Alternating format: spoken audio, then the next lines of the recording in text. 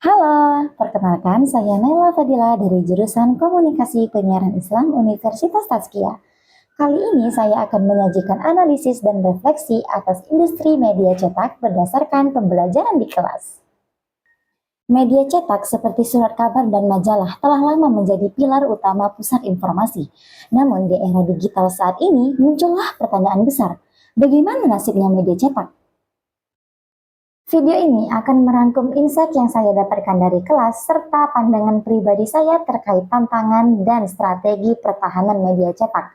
Fokus kita adalah tantangan digitalisasi, eksistensi di masa depan, dan upaya menjaga kualitas serta budaya jurnalistik. Secara umum, industri media cetak mengalami penurunan outlah dan pendapatan iklan yang cukup signifikan. Hal ini disebabkan oleh kecepatan, kemudahan akses, serta biaya yang lebih murah yang ditawarkan oleh media online. Namun, media cetak punya keunggulan yang unik, yaitu kedalaman berita, kredibilitas yang kuat, dan nilai estetika.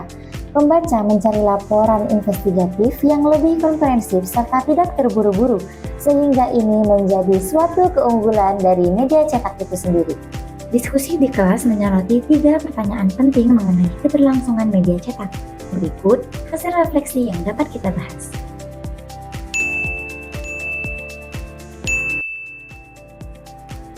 Hasil diskusi menunjukkan bahwa strategi utama agar media cetak dapat bertahan di era digital adalah melalui konvergensi konten, yaitu dengan menerbitkan berita dalam versi online dan cetak.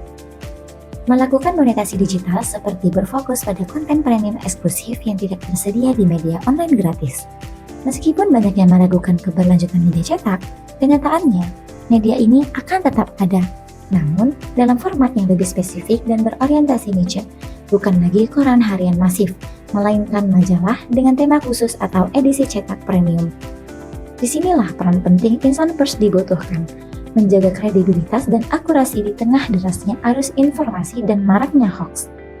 Budaya jurnalistik yang menjunjung investigasi mendalam dan etika profesi menjadi aset tak tergantikan yang memastikan media cetak tetap relevan, berkualitas, dan bernilai di tengah perubahan zaman. Konvergensi media menjadi kunci dalam proses adaptasi.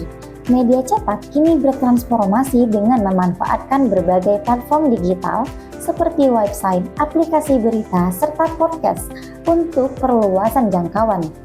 Hal ini bukanlah tanda kematian, melainkan sebuah evolusi. Menurut saya, masa depan media cetak bukanlah pada kuantitas, melainkan pada kualitas, relevansi, dan pengalaman pembaca. Media cetak akan menjadi luxury item atau premium product bagi mereka yang menghargai laporan mendalam, desain artistik, dan nilai koleksi. Media cetak akan hidup berdampingan, bukan bersaing dengan versi digitalnya. Dari penjelasan Pak Putra, saya menangkap bahwasannya media cetak memang lebih lambat dalam transformasi digital. Tetapi justru karena itu medianya lebih selektif dan lebih dipercaya, dan inovasi terbesar yang bisa dilakukan adalah kolaborasi dengan media digital serta memperkuat komunitas pembaca loyal.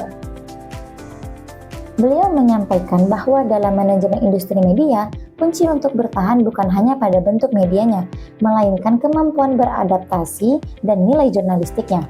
Media cetak yang mampu berinovasi dengan integrasi digital seperti menghadirkan edisi e-paper, sistem langganan digital, atau konten eksklusif itu lebih relevan bagi mereka yang menghargai kedalaman informasi. Sebagai penutup, tantangan digital adalah ujian bagi media cetak untuk kembali pada esensinya, yaitu menyajikan informasi yang berbobot dan terpercaya. Inovasi model bisnis, konvergensi media, dan penekanan pada kualitas konten adalah kunci untuk menjadikannya ia tetap relevan bagi peradaban informasi. Sekian dari saya, terima kasih.